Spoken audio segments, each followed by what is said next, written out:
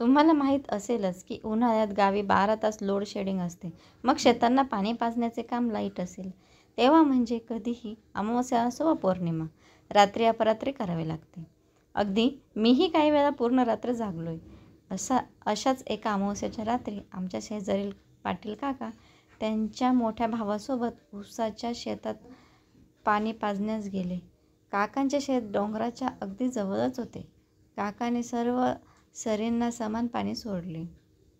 सर्व सरी भरण्यास वेळ लागणार होता. मग त्यांनी शेतातच रिकाम्या जागेत एक शेड तयार करून तिथे खाट ठेवली होती.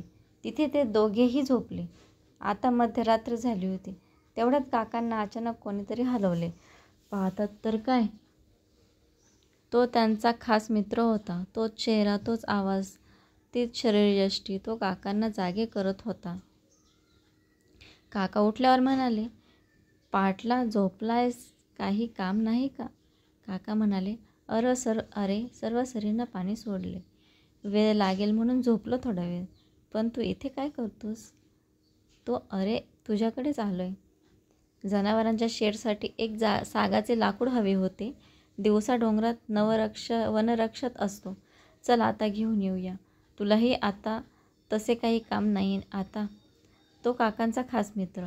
मग काहीही म्हणाले, चल ठीक आहे जाऊया. अशा वेळी मनुष्य कसलीही शहानिशा विचार न करता काही नाही विचार करत नाही. कदाचित त्या वाईट शक्तींचा प्रभाव पडत असावा. काकांनी बॅटरी टॉवेल घेतला. दोघेही निघाले. गप्पा मारत ते कधी डोंगरात पोहोचले. काकांनाही समजले नाही. काका त्याला बोलले, बरं चल तोड आता तुला हवे ते लाकूड. तो म्हणाला, जरा पुढे चल, पुढे चांगली मोठी लाकडे आहेत.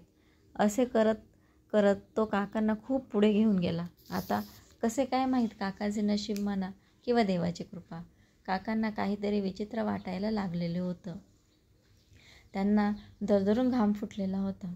अचानक ते जागेवर थांबले आणि त्या मित्राला म्हणाले, कोण आहेस तू? कुठे नेतोयस मला? आता तो मित्रही थांबला. पण आता त्याचा आवाज बदलला होता. आता तो काकांचा मित्र नव्हता. त्याला काकांना त्याच्या एरियात न्यायचे होते. पण काका शुद्धीवर आले होते. तो काकांना म्हणाला, वाचलास तू, आणि क्षणार्धात गायब झाला. त्याचा तो अवतार पाहून काका खूप घाबरले होते आणि काट्याकुट्यातून जीव मुठीत घेऊन पळत आपल्या भावाजवळ येऊन झोपले. सकाळी त्यांची हालत खूपच खराब झाली होती.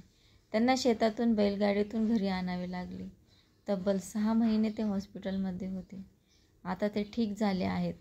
त्यांनी शेतात ठिबक बसवले आहे. ते आता रात्री शेतात जात नाहीत. तो प्रसंग सांगताना आजही त्यांचे हातपाय थरथरतात. मित्रांनो, तुम्हाला पटो किंवा न पटो, पण ही सत्य कथा आहे. काकांची ती हालत, त्यांचे भय मी स्वतःच्या डोळ्यांनी पाहिले आहे, अनुभवले आहे. तर चला परत भेटूया नवीन सत्यकथेसोबत.